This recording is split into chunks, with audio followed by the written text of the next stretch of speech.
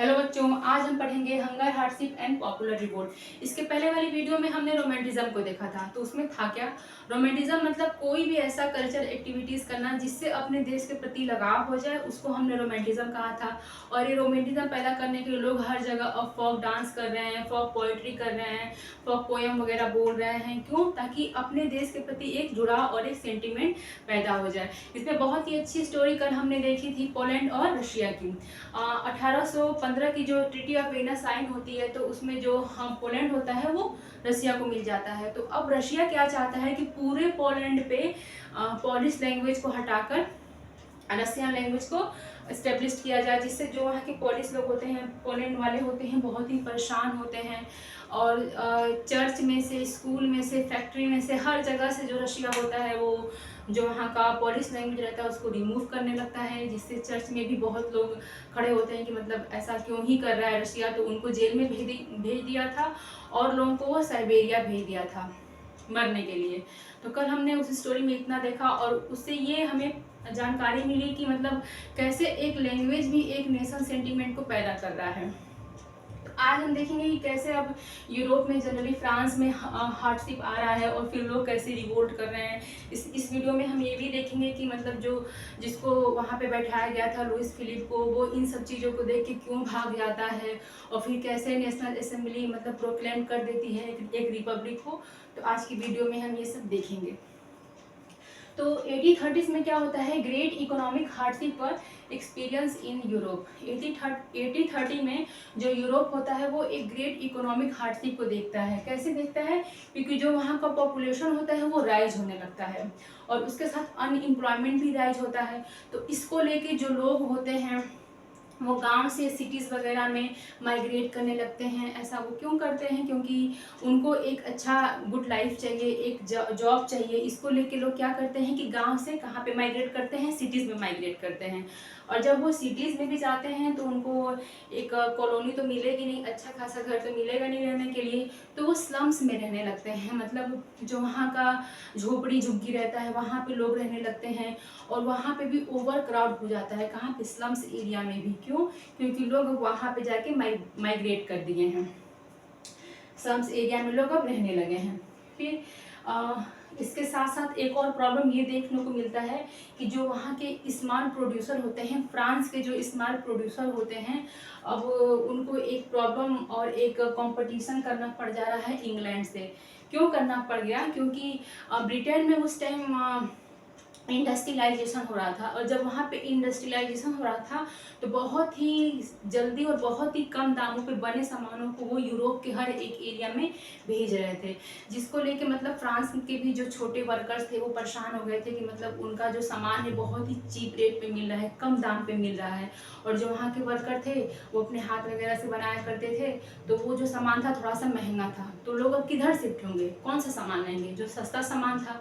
तो इसको लेके भी हार्डशिप आता है यूरोप में। और इंग्लैंड से फाइनली एक कंपटीशन हो जाता है स्मॉल प्रोड्यूसर का। इसमें बहुत ज़्यादा खुश कौन रहता है? एरिस्टोक्रेसी रहते हैं। क्यों? क्योंकि उनके पास बहुत ज़्यादा पैसा रहता है, तो उनको तो कोई प्रॉब्लम था नहीं। परेशानी थी किसको? पीजेंट्स को और स्मॉल वर्कर को। पीजेंट्स को इसलिए परेशानी थी क्योंकि वहाँ पे जो फ्यूडल ड्यूज था और जो उनके लिए ऑब्लिगेशन कराया जा रहा था, उनसे जो भी उनको काम दिया गया था उससे वो बहुत ज़्यादा परेशान थे। तो इसको इसको मतलब करने के लिए, मतलब जब ये किसान परेशान थे तो राइज इन फूड प्राइस। और वहाँ पे एक और परेशानी आती है जो पीजेंट्स वगैरह रहते हैं, क्या कि राइज इन फूड प्राइस। जो फूड प्राइस होता है वो राइज हो जाता है, मीन्स बहुत ज़्यादा आगे बढ़ने लगता है। क्यों? क्योंकि जो पॉपुलेशन है वो बढ़ रही है और फूड डिमांड भी बढ़ेगा। जब फूड डिमांड और पॉपुलेशन दोनों बढ़ेगा और दोनों में से किसी भी एक चीज़ में कमी रहेगी तो उस चीज़ का दाम बढ़ेगा। मीन्स इसमें कमी किस में आया? फूड में कमी आया, तो फूड का दाम बढ़ने लगा। और वहाँ पे जो हार्वेस्ट वगैरह था, मीन्स जो क्रॉपिंग की गई थी वो भी फेल हो गई थी। तो इसको लेके पीजेंट्स बहुत ज़्यादा स्ट्रगल कर रहे थे।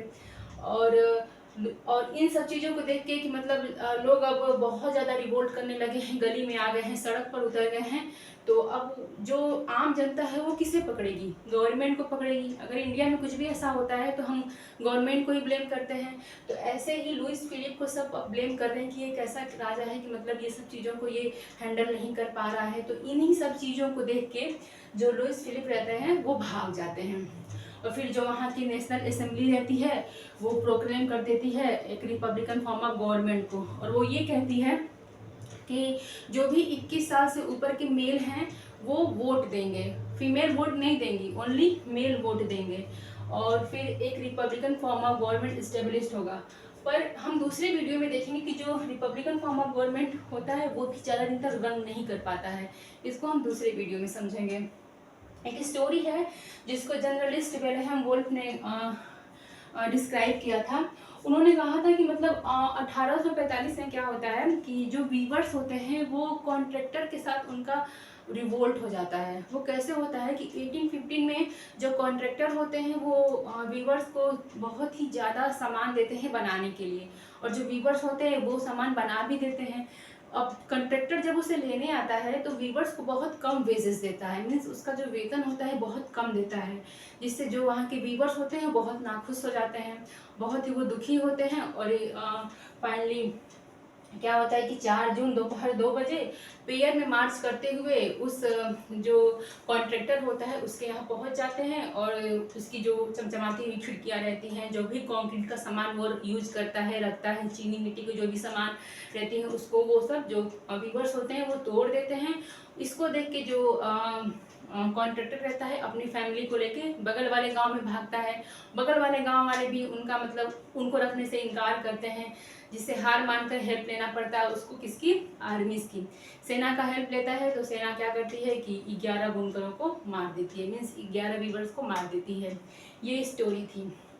तो इसमें हमने क्या देखा, इसमें हमने देखा है कैसे फाइनली फ्रांस में हंगर आता है, फिर उसके जरिए हार्डशिप होता है, फिर कैसे लोग रिवोल्ट करते हैं, कैसे फूड का दाम बढ़ रहा है, अनएम्प्लॉयमेंट इंक्रीज कर रहा है, स्लम्स एरिया में ओवर क्राउड हो रहा है, और लुइस फिलिप भाग जा रहा है, और फिर जो वहाँ पे एक Republican form of government establish होती है, मगर वो भी होती है किसके जरिए, जो 21 साल से ऊपर के जो मेल हैं। फीमेल अभी भी वोट नहीं देंगी, उनको राइट टू वोट उनको अभी भी नहीं मिला था। तो अभी के लिए इतना ही। इसके बाद वाले वीडियो में हम देखेंगे कि जो रिपब्लिकन फॉर्म ऑफ गवर्नमेंट है वो कैसे रन कर रही है और क्या क्या उसको कठिनाई देखना पड़ा। वीडियो में बने रहने के लिए थैंक यू।